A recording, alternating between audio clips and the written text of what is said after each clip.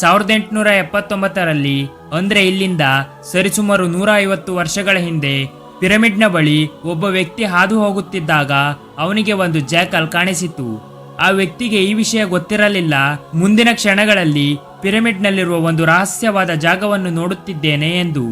ಆ ವ್ಯಕ್ತಿ ಜಾಕಲ್ಗೆ ಕಲ್ಲನ್ನು ಎಸೆದನು. ಆ ಜಾಕಲ್ ಪಿರಮಿಡ್ನಲ್ಲಿದ್ದ ಒಂದು ಸಣ್ಣ ಕಲ್ಲಿನ ಸುರಂಗದ ಒಳಗೆ ಹೋಯಿತು. ಇದನ್ನು ನೋಡಿದ ಆ ವ್ಯಕ್ತಿ ಸುಮ್ಮನೆ ಇರಲಿಲ್ಲ. ಅವನು ಆ ಸುರಂಗದಲ್ಲಿ ಏನಿದೆ ಅಂತ ನೋಡಲು ಹೋದ. ಒಳಗೆ ಹೋಗ್ತಾ ಇದ್ದ ಹಾಗೆ ಆ ವ್ಯಕ್ತಿ ಪಿರಮಿಡ್ನಲ್ಲಿದ್ದ ಒಂದು ಸೀಕ್ರೆಟ್ ಚೇಂಬರ್ನ ಒಳಗೆ ಹೋದ. ಅದರ ಗೋಡೆಗಳ ಮೇಲೆ ಅರ್ಥವಾಗದ ರೀತಿಯಲ್ಲಿ ಬರಹಗಳನ್ನು ಬರೆಯಲಾಗಿತ್ತು. ಸ್ನೇಹಿತರೆ, ಇದೇ ಒಂದು ವಿಷಯವಾಗಿತ್ತು. ಇದರಿಂದಾನೇ ಪ್ರಪಂಚದ ಎಲ್ಲ ರಿಸರ್ಚರ್ಸ್ ಮತ್ತು ಆರ್ಕಿಯಾಲಜಿಸ್ಟ್ ಅನ್ನು ಬೆಚ್ಚಿ ಬೀಳಿಸಿತ್ತು. ಈ ದಿನ ಪ್ರಪಂಚಕ್ಕೆ ಗೊತ್ತಾಯ್ತು ಪಿರಮಿಡ್ನ ಒಳಗೆ ಸೀಕ್ರೆಟ್ ಚೇಂಬರ್ ಕೂಡ ಇದೆ. ಅದರ ಬಗ್ಗೆ ಇವತ್ತಿಗೂ ರಿಸರ್ಚ್ ನಡೀತಾ ಇದೆ. ಈ ವಿಡಿಯೋದ ಪಾರ್ಟ್ 1 ನಲ್ಲಿ ನೋಡಿದ್ವಿ 4500 ವರ್ಷಗಳ ಹಿಂದೆ ಹೇಗೆ ಪಿರಮಿಡ್ ಅನ್ನು ಮಾರ್ಕ್ ಮಾಡಿದ್ರು, ನೆಲವನ್ನ ಲೆವೆಲ್ ಮಾಡಿದ್ರು ಮತ್ತು 50 ಟನ್ ಭಾರದ ಕಲ್ಲನ್ನು ಹೇಗೆ ಇಂಚ್ ಬೈ ಇಂಚ್ ಕಟ್ ಮಾಡಿ ಟ್ರಾನ್ಸ್ಪೋರ್ಟ್ ಮಾಡಿದ್ರು ಅಂತ. ಈ ವಿಷಯ ಎಲ್ಲ ತಿಳಿದ ನಂತರ ರಿಸರ್ಚರ್ಸ್ಗೆ ಈ ವಿಷಯಗಳು ಅರ್ಥವಾಗಲಿಲ್ಲ.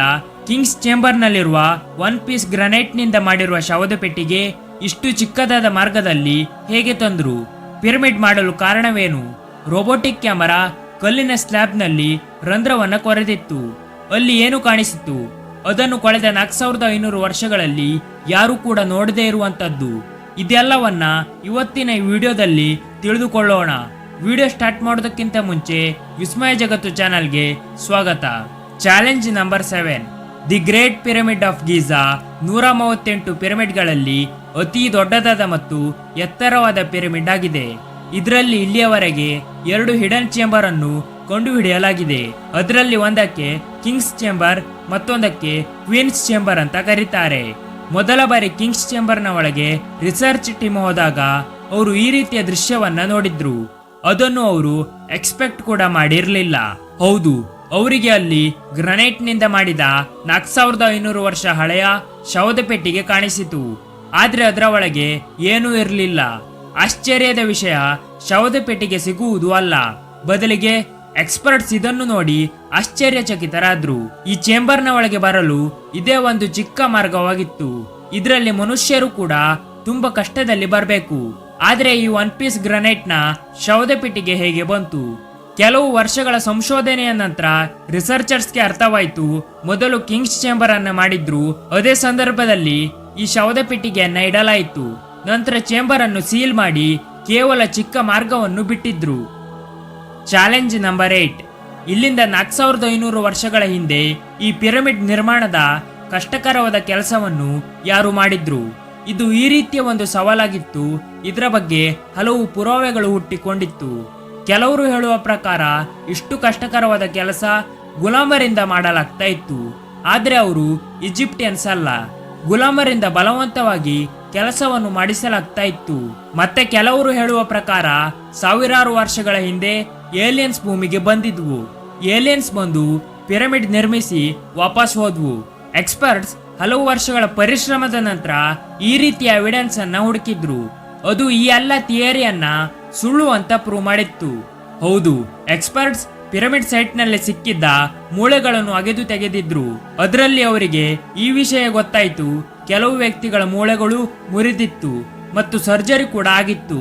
ರಿಸರ್ಚರ್ಸ್ ಹೇಳುವ ಪ್ರಕಾರ ಯಾರು ಪಿರಮಿಡ್ ಅನ್ನ ನಿರ್ಮಾಣ ಮಾಡಿದ್ರೋ ಅವರು ಗುಲಾಮರಲ್ಲ. ಯಾಕಂದ್ರೆ ಪಿರಮಿಡ್ ಕನ್ಸ್ಟ್ರಕ್ಷನ್ ಆಗುವ ಸಮಯದಲ್ಲಿ ಅವರ ಮೆಡಿಕಲ್ ಟ್ರೀಟ್ಮೆಂಟ್ ಕೂಡ ನಡೀತಾ ಇತ್ತು. ಆದ್ರೆ ಆಗಿನ ಕಾಲದಲ್ಲಿ ಗುಲಾಮರಿಗೆ ಈ ರೀತಿಯ ವ್ಯವಸ್ಥೆ ಇರುತ್ತಿರಲಿಲ್ಲ. ರಿಸರ್ಚರ್ಸ್ ಸ್ಕೆಲಿಟನ್ ಅನ್ನು ರೀಕನ್ಸ್ಟ್ರಕ್ಟ್ ಕೂಡ ಮಾಡಿದ್ರು. ಅದು ಪರ್ಫೆಕ್ಟ್ ಆಗಿ ಇಲ್ಲದೆ ಇದ್ರು. ಅದರಲ್ಲಿ ಇದಂತೂ ಗೊತ್ತಾಯ್ತು, ಪಿರಮಿಡ್ ನಿರ್ಮಾಣ ಮಾಡಿದ ವ್ಯಕ್ತಿಗಳು ನೋಡಲು ಹೇಗೆ ಕಾಣ್ತಾ ಇದ್ರು ಅಂತ. Challenge number 9. ಅವರಿಗೆ ಈ ಎವಿಡೆನ್ಸ್ ಗೊತ್ತಾಗಿತ್ತು, ಪಿರಮಿಡ್ ಅನ್ನು ಗುಲಾಮರು ಮಾಡಿಲ್ಲ, ಏಲಿಯನ್ಸ್ ಕೂಡ ಮಾಡಿಲ್ಲ. ಅವರಿಗೆ ಈಗ ಇದು ತಿಳ್ಕೊಳ್ಬೇಕಿತ್ತು, ಎಷ್ಟು ಜನರು ಸೇರಿ ಇಷ್ಟು ದೊಡ್ಡದಾದ ಪಿರಮಿಡ್ ನಿರ್ಮಿಸಿದ್ರು. ಈಗಿನ ಕಾಲದ ಕನ್ಸ್ಟ್ರಕ್ಷನ್ ಪ್ರಾಜೆಕ್ಟ್ ನಲ್ಲಿ ಮನುಷ್ಯರಿಗಿಂತ ಜಾಸ್ತಿ ಮಷೀನ್ ಅನ್ನ ಬಳಸ್ತಾರೆ. ಆದ್ರಿಂದಾನೆ ದೊಡ್ಡ ದೊಡ್ಡ ಪ್ರಾಜೆಕ್ಟ್ಗಳು 4 ರಿಂದ 5 ವರ್ಷದಲ್ಲಿ ಆಗ್ತಾ ಇತ್ತು. ಆದ್ರೆ ಸಾವಿರಾರು ವರ್ಷಗಳ ಹಿಂದೆ ಅವರ ಬಳಿ ಮಷೀನ್ ಕೂಡ ಇರಲಿಲ್ಲ, ಮಾಡರ್ನ್ ಟೂಲ್ ಕೂಡ ಇರಲಿಲ್ಲ. ಆದ್ರೆ ಆಗಿನ ಕಾಲದಲ್ಲಿ ಪಿರಮಿಡ್ ಮಾಡುವಾಗ ಒಂದೇ ಸಮಯದಲ್ಲಿ ತುಂಬಾ ಜನ ಕೆಲಸ ಮಾಡ್ತಾ ಇದ್ರು. ಆದ್ರೆ ಎಷ್ಟು? ಇತಿಹಾಸದಿಂದ ಈ ವಿಷಯ ಗೊತ್ತಾಯ್ತು. ಪಿರಮಿಡ್ ನಿರ್ಮಾಣ ಮಾಡಲು ಒಂದೇ ಸಮಯದಲ್ಲಿ ಕಡಿಮೆ ಅಂದ್ರೂ 1,00,000 ವರ್ಕರ್ಸ್ ಕೆಲಸ ಮಾಡ್ತಾ ಇದ್ರು. Challenge number 10. ಪಿರಮಿಡ್ನ ಬಗ್ಗೆ ಹಲವು ವಿಷಯಗಳು ಗೊತ್ತಾಗಿತ್ತು. ಎಕ್ಸ್ಪರ್ಟ್ಸ್ ಮತ್ತು ಆರ್ಕಿಯಾಲಜಿಸ್ಟ್ ಈ ರೀತಿಯ ಒಂದು ಸ್ಥಿತಿಯಲ್ಲಿ ಇದ್ರು. ಪಿರಮಿಡ್ನ ಎಲ್ಲ ರೀತಿಯ ಗುಪ್ತ ರಹಸ್ಯವನ್ನು ಬಹಿರಂಗಪಡಿಸಿದ್ರು. ಆದರೆ ಕೆಲವು ರಹಸ್ಯಗಳು ಗುಪ್ತವಾಗಿಯೇ ಇತ್ತು. ಅದು ಪದೇ ಪದೇ ರಿಸರ್ಚರ್ಸ್ಗೆ ಪ್ರಶ್ನೆ ಆಗಿತ್ತು. ಅದರಲ್ಲಿ ಒಂದು ರಹಸ್ಯ ಪಿರಮಿಡ್ ನಿರ್ಮಿಸಲು ಕಾರಣ. ಹೌದು, 23 ಲಕ್ಷ ಕಲ್ಲುಗಳಿಂದ ನಿರ್ಮಿಸಿದ ಒಂದು ಪಿರಮಿಡ್ ಮತ್ತು ಅದರ ಒಳಗೆ ನಿರ್ಮಿಸಿದ ಸೀಕ್ರೆಟ್ ಚೇಂಬರ್ಗೆ ಏನಾದ್ರೂ ಒಂದು ಕಾರಣ ಇತ್ತು. ರಿಸರ್ಚರ್ಸ್ ಹೇಳುವ ಪ್ರಕಾರ ಕೇವಲ ಮಮ್ಮಿಯನ್ನ ಸಮಾಧಿ ಮಾಡಲು ಇಷ್ಟು ದೊಡ್ಡ ಪಿರಮಿಡ್ ಅನ್ನ ನಿರ್ಮಾಣ ಮಾಡಿಲ್ಲ. ಬದಲಿಗೆ ಪಿರಮಿಡ್ ನಿರ್ಮಿಸಲು ಬೇರೆಯೇ ಕಾರಣ ಇತ್ತು. ಆ ಕಾರಣವನ್ನ ತಿಳಿಯಲು ಪ್ರಪಂಚದ ಹಲವು ರಿಸರ್ಚರ್ಸ್ ನ ಸಹಾಯ ಪಡೆದ್ರು. ಅದರಿಂದ ಈ ರಿಸಲ್ಟ್ ಸಿಕ್ತು. ಪಿರಮಿಡ್ ನಿರ್ಮಿಸಲು ಕಾರಣ ಮನುಷ್ಯರನ್ನು ದೇವರನ್ನಾಗಿ ಮಾಡಲು. ಹೌದು, ಈಜಿಪ್ಟಿಯನ್ಸ್ ನ ನಂಬಿಕೆಯ ಪ್ರಕಾರ ಯಾವ ವ್ಯಕ್ತಿ ಸಾಯ್ತಾರೋ ಅವರು ಆಕಾಶದಲ್ಲಿ ಹೋಗಿ ಒಂದು ನಕ್ಷತ್ರವಾಗ್ತಾರೆ. ಅವರು ಸತ್ತ ನಂತರವೂ ಅವರ ಮನೆಯವರಿಗೆ, ಅವರ ಸಂಬಂಧಿಕರಿಗೆ ಮತ್ತು ಜಗತ್ತಿಗೆ ಅವರ ಅವಶ್ಯಕತೆ ಇದೆ. ಇದಕ್ಕಾಗಿ ಅವರನ್ನು ಈ ಪಿರಮಿಡ್ ನಲ್ಲಿ ಸಮಾಧಿ ಮಾಡ್ತಾರೆ. ಪಿರಮಿಡ್ ನ ಗೋಡೆಯ ಮೇಲೆ ಚಿತ್ರಿಸಿದ ಚಿತ್ರಗಳು ಮತ್ತು ರಿಲಿಜಿಯಸ್ ಲ್ಯಾಂಗ್ವೇಜ್ ನ ಸಹಾಯದಿಂದ ಪಿರಮಿಡ್ ನ ನಿರ್ಮಾಣದ ಕಾರಣ ಕಂಡುಕೊಂಡ್ರು. ಇದೇ ಅವರ ನಂಬಿಕೆಯಾಗಿತ್ತು. ಇದೇ ಪಿರಮಿಡ್ ನಿರ್ಮಾಣದ ಕಾರಣವಾಗಿರಬಹುದು ಅಥವಾ ಅಲ್ಲದೆ ಇರಬಹುದು. ಇದರ ಬಗ್ಗೆ ಬೇರೆ ಸಾಕ್ಷಿಗಳು ಸಿಗ್ಲಿಲ್ಲ. Challenge number 11. ಏನ್ಷಿಯಂಟ್ ಇಂಜಿನಿಯರ್ನ ಹಳೆಯ ಸ್ಟ್ರಕ್ಚರ್ನ ಡಿಸೈನ್ ಮತ್ತೊಮ್ಮೆ ಎಕ್ಸ್ಪರ್ಟ್ಸ್ ಅನ್ನು ಕಷ್ಟಕ್ಕೆ ಸಿಲುಕಿಸಿತ್ತು. ಇದು ಶುರುವಾಗಿದ್ದು ಗೀಜಾ ಪಿರಮಿಡ್ನ ಏರಿಯಲ್ ಫೋಟೋಗ್ರಾಫ್ನ ಮೂಲಕ. ಇದರಲ್ಲಿ ಗೊತ್ತಾಯ್ತು ಈ 3 ಪಿರಮಿಡ್ನ ಸ್ಟ್ರಕ್ಚರ್ ಒಂದಕ್ಕೊಂದು ಹೊಂದಿಕೊಂಡಿಲ್ಲ ಅಂತ. ಯಾವ ಜನರು 4500 ವರ್ಷದ ಹಿಂದೆ ಇಂಚ್ ಬೈ ಇಂಚ್ ಲೆವೆಲ್ ಮಾಡಿ ಇಷ್ಟು ನಿಖರವಾಗಿ ಪಿರಮಿಡ್ ಮಾಡಿದ್ರೋ, ಆದ್ರೆ ಅವರು ಪಿರಮಿಡ್ ಅನ್ನು ಒಂದಕ್ಕೊಂದು ಯಾಕೆ ಹೊಂದಿಸಿಲ್ಲ? ಯಾಕೆ ಈ ಪಿರಮಿಡ್ ನ ಪೊಸಿಷನ್ ಅನ್ನ ಒಂದಕ್ಕೊಂದು ಮ್ಯಾಚ್ ಮಾಡಲಿಲ್ಲ? ಮೊದಲು ಇದನ್ನು ಕೋಇನ್ಸಿಡೆಂಟ್ ಅಂತ ಅನ್ಕೊಂಡಿದ್ರು. ನಂತರ ರಾಬರ್ಟ್ ಬುವಾಲ್ ಈ ಕೋಡ್ ಅನ್ನ ಕ್ರ್ಯಾಕ್ ಮಾಡಿದ್ರು. ರಾಬರ್ಟ್ ಬುವಾಲ್ ಹೇಳುವ ಪ್ರಕಾರ ಇದೆಲ್ಲವೂ ಕೋಇನ್ಸಿಡೆಂಟ್ ಅಲ್ಲ, ಬದಲಿಗೆ ಇದೆಲ್ಲವನ್ನ ಯೋಚನೆ ಮಾಡಿಯೇ ನಿರ್ಮಿಸಿದ್ರು. ಯಾಕಂದ್ರೆ ಆ ಕಾಲದಲ್ಲಿ ಈಜಿಪ್ಟಿಯನ್ಸ್ ನಕ್ಷತ್ರಗಳನ್ನು ತುಂಬಾ ನಂಬುತ್ತಿದ್ರು. ಆದ್ರಿಂದಾನೆ ಓರಿಯನ್ಸ್ ಬೆಲ್ಟ್ ನ 3 ನಕ್ಷತ್ರಗಳ ಪೊಸಿಷನ್ ಇಂದ ಪಿರಮಿಡ್ ಮಾಡಿದ್ರು. ಈ 3 ನಕ್ಷತ್ರಗಳಲ್ಲಿ 2 ಬ್ರೈಟ್ ಆದ ನಕ್ಷತ್ರವಾಗಿದೆ, ಮತ್ತೊಂದು ನಕ್ಷತ್ರ ಡಿಮ್ ಕೂಡ ಇದೆ. ಮತ್ತೆ ಇದು ಈ 2 ನಕ್ಷತ್ರದಿಂದ ದೂರ ಇದೆ. ನಕ್ಷತ್ರಗಳ ಇದೇ ಪ್ಯಾಟರ್ನ್ ಗೀಜಾ ಪಿರಮಿಡ್ ನಲ್ಲೂ ಕೂಡ ಬಳಸಿದ್ದಾರೆ. Challenge number 12. 1980ರಲ್ಲಿ ಪಿರಮಿಡ್ ನ ಎಕ್ಸರೆ ಕೂಡ ತೆಗೆದ್ರು. ಇದರಿಂದ ಗೊತ್ತಾಯ್ತು ಕಿಂಗ್ ಮತ್ತು ಕ್ವೀನ್ ಚೇಂಬರ್ ಅಲ್ಲದೆ ಟಾಪ್ ನಲ್ಲಿ ಮತ್ತೊಂದು ಸೀಕ್ರೆಟ್ ಚೇಂಬರ್ ಕೂಡ ಇದೆ. ಡಾಕ್ಟರ್ ಜಾಯಿ ಹವಾಜ್ ಹೇಳುವ ಪ್ರಕಾರ ಇದೇ ಸೀಕ್ರೆಟ್ ಚೇಂಬರ್ ನಲ್ಲಿ ಕೆಲವು ರಹಸ್ಯಗಳು ಅಡಗಿದೆ. ಈ ಸೀಕ್ರೆಟ್ ಚೇಂಬರ್ಗೆ ಹೋಗಲು 15 ವರ್ಷದ ಸಮಯದಲ್ಲಿ ಒಂದು ರೋಬೋಟಿಕ್ ಕ್ಯಾಮರಾ ತಯಾರಿಸಿದ್ರು. ಅದನ್ನು 1993ರಲ್ಲಿ ಈ ಚಿಕ್ಕ ಸುರಂಗದಲ್ಲಿ ಕಳುಹಿಸಿದ್ರು. ರೋಬೋಟಿಕ್ ಕ್ಯಾಮರಾ 200 ಫೀಟ್ ಒಳಗೆ ಹೋದ ನಂತರ ನಿಂತು ಬಿಡ್ತು. ಯಾಕಂದ್ರೆ ಅದರ ಮುಂದೆ ಒಂದು ಕಲ್ಲಿನ ಸ್ಲ್ಯಾಬ್ ಇತ್ತು. ಅದರಲ್ಲಿ 2 ಕಾಪರ್ ಹ್ಯಾಂಡಲ್ ಕೂಡ ಇತ್ತು. ಎಕ್ಸ್ಪರ್ಟ್ಸ್ಗೆ ಅಲ್ಲಿ ಏನಿದೆ ಅಂತ ನೋಡ್ಬೇಕಿತ್ತು. ಅದನ್ನ ಕಳೆದ 4500 ವರ್ಷಗಳಲ್ಲಿ ಯಾರೂ ಕೂಡ ನೋಡದೇ ಇರುವಂತದ್ದು.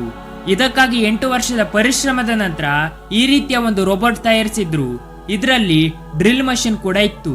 2001ರಲ್ಲಿ ರೋಬೋಟ್ ಕಲ್ಲಿನ ಸ್ಲ್ಯಾಬ್ ನಲ್ಲಿ ರಂಧ್ರವನ್ನ ಕೊರೆದಿತ್ತು. ಆ ರಂಧ್ರದಲ್ಲಿ ಕೇವಲ ಒಂದು ಕ್ಯಾಮ್ರಾ ಹೋಗಬಹುದಿತ್ತು. ಕ್ಯಾಮರಾ ಆ ರಂಧ್ರದಲ್ಲಿ ಏನಿದೆ ಅಂತ ನೋಡ್ತು. ಅದರ ಒಳಗೆ ಮತ್ತೊಂದು ಕಲ್ಲಿನ ಸ್ಲ್ಯಾಬ್ ಇತ್ತು. ನಂತರ ಕ್ಯಾಮರಾದ ಆಂಗಲ್ ಅನ್ನು ನೆಲಕ್ಕೆ ತಿರುಗಿಸಿದ್ರು. ಅಲ್ಲಿ ಈ ರೀತಿಯ ದೃಶ್ಯ ಕಾಣಿಸ್ತು. ಅದು ಎಲ್ರಿಗೂ ಕೂಡ ಆಶ್ಚರ್ಯವನ್ನುಂಟು ಮಾಡಿತ್ತು. ಹೌದು, ನೆಲದಲ್ಲಿ ಕೆಂಪು ಬಣ್ಣದಲ್ಲಿ ಕೆಲವು ಅಕ್ಷರಗಳನ್ನ ಬರೆಯಲಾಗಿತ್ತು.